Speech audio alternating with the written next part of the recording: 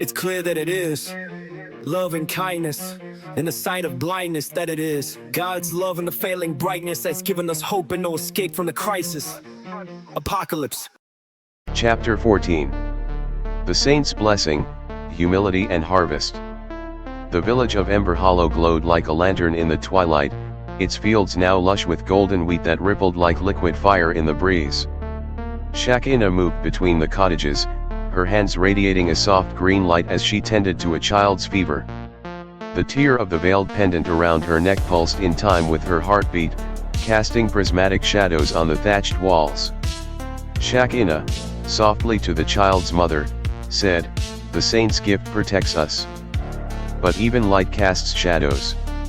Watch for wilting leaves, or whispers that don't sound like your own."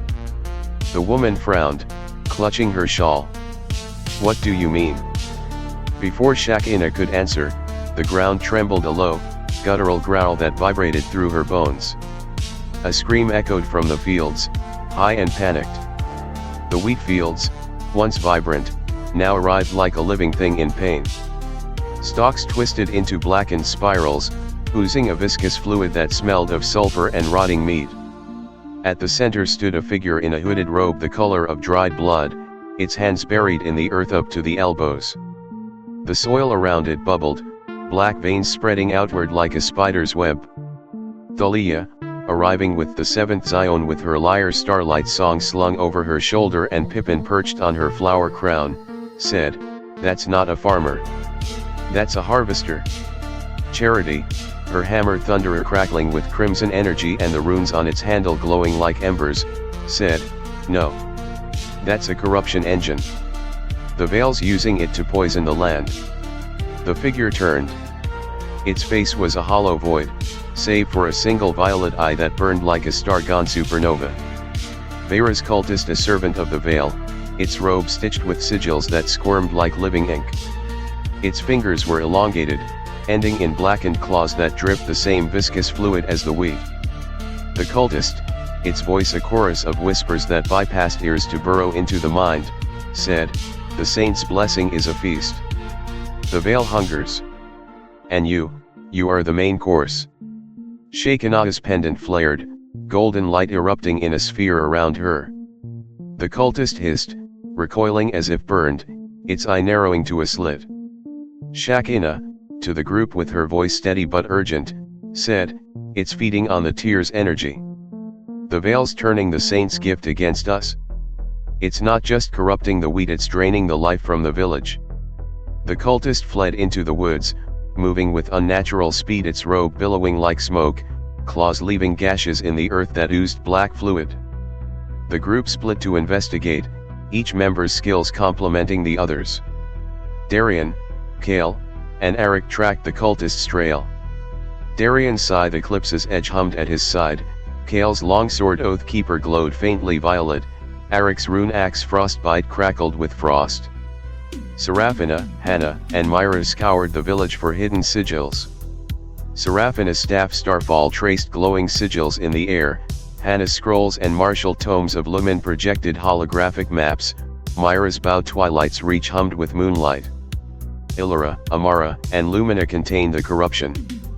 Illyra's hands glowed green as roots erupted from her palms, Amara's healing light verdant aura pulsed in time with her heartbeat, Lumina's blade Silversong gleamed with silver runes. Thalia and Charity guarded Shakina, whose pendant dimmed with each passing hour, the green light flickering like a dying candle.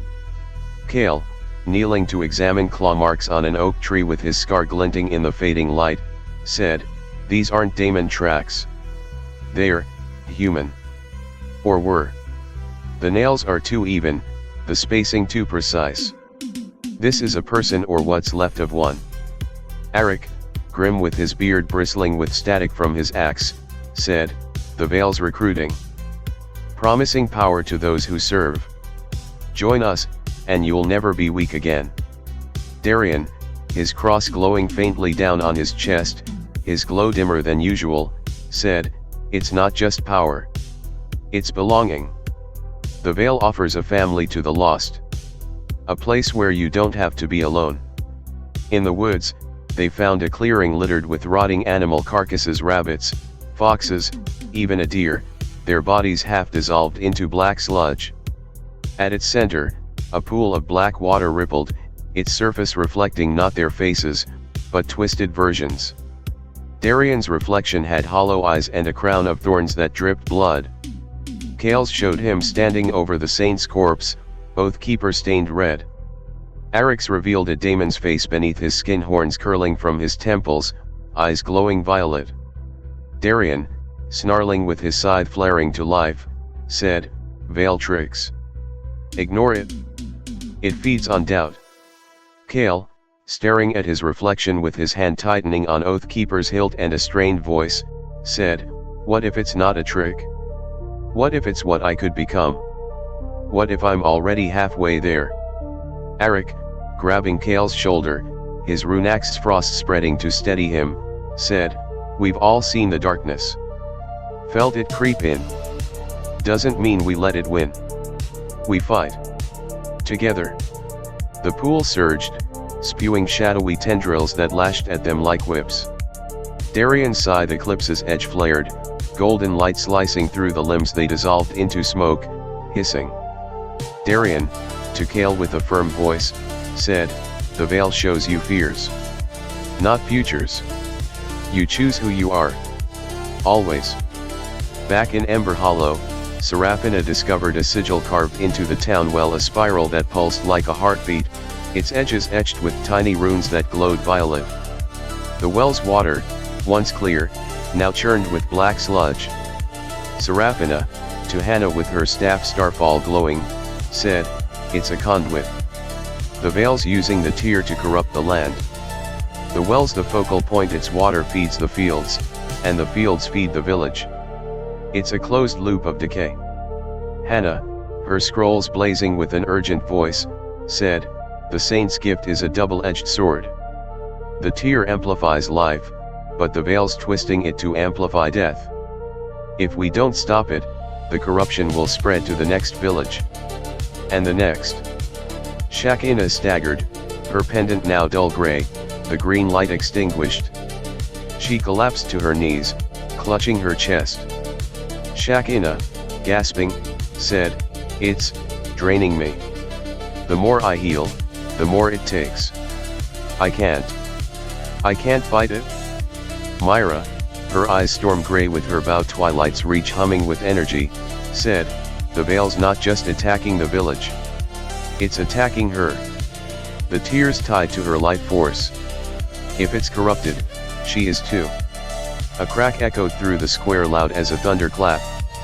The well's stone rim split, and the cultist emerged, flanked by veil-touched villagers, their eyes glowing violet, skin gray and mottled with black veins, hands twisted into claws that dripped the same viscous fluid as the weed.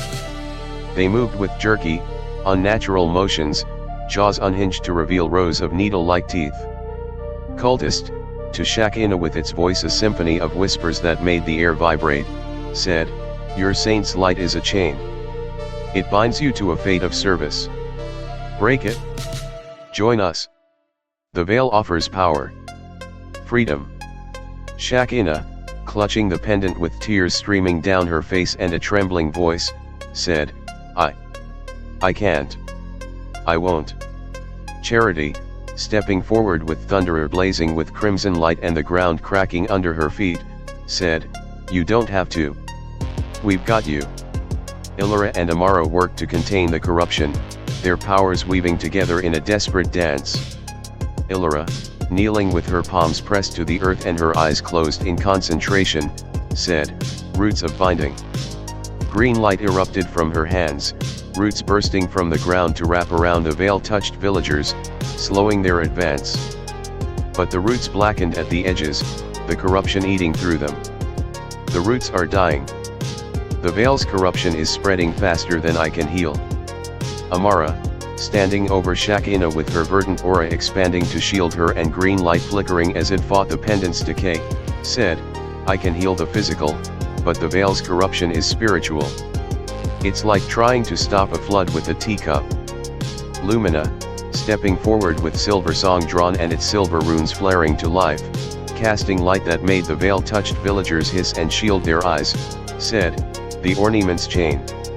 It's the original source of the tear's power. If we can channel that, we can purify the corruption." Darien returned, Kale and Arik at his side. The village square was a battleground. Veil-touched villagers clawed at the seventh Zion, their claws leaving smoking gashes in the air. Thalia played Starlight's song in a defensive mode, notes of golden light forming shields that shattered under the villagers' assault. Charity swung Thunderer in wide arcs, each strike sending shockwaves that knocked villagers back, but they kept rising. Seraphina traced sigils in the air, creating barriers that flickered as the corruption ate through them. Hannah chanted from her scrolls, words of light that burned the villagers' skin but didn't stop them. The cultist cackled, its voice a screech that made windows rattle. The cultist, to Darien with its eye blazing, said, "See how fragile your blessings are? The veil offers eternity. You offer rot. Your followers will die. Your light will fade. And you will be nothing." Darien, gazing at Shakina, whose pendant was now black as pitch and her breathing shallow, said, "The veil twists gifts into weapons. But it can't twist choices." He removed his cross, then he chanted a prayer and a beam of light shot the tear pendant, then the golden glow that had defined him since he'd first awakened to his purpose. He held the glow and pressed it into Shekinah's hands. Darien, his voice soft but firm, said, "Faith isn't about strength. It's about trust. Trust that even when the light fades, the reason for the light remains." The cross flared, golden light erupting from Darien's chest, and a golden glow from Shekinah's hands in a wave that swept through the square. The pendant shattered, but the light spread, purifying the corruption, healing the villagers, their eyes fading from violet to their natural color, and searing the cultist into ash. The well's water cleared, bubbling with fresh, clean spring water. Shekinah, teary-eyed, with the golden glow irradiating, its light dimmer but steadier, said, "Why? You could have lost everything. Your power. Your purpose." Darien, smiling weakly with his glow now a faint shimmer rather than a blazing corona, said, "I did. And found it again. In you. In all of you." The village was saved, but the veil's message lingered in the air like a bad smell, no blessing is without risk. Kale, to Darien as they watched the sun rise over the now healthy wheat fields with his voice quiet, said, "You could have lost your glow, you know. For a moment, you were just a man. Like the rest of us." Darien, his cross now hanging around his neck with its glow a gentle pulse that matched warmth rather than raw power, said, "And she was just a healer. Turns out, that's enough. More than enough." Thalia, composing a new ballad on Starlight's song, her fingers dancing over the strings and Pippin chirping along, said, "The saint who learned to let go. Needs a chorus. Something about light in the hands of the many, not just the one." As the seventh Zion prepared to move on, Shekinah approached Darien, the cross warm against her skin. Shekinah asked, "Where next?" Darien, gazing at the horizon where new storms gathered, dark clouds tinged with violet, the veil's signature, said, "Wherever the light's needed. But this time, together. Not just me. All of us. Because that's where the real power is."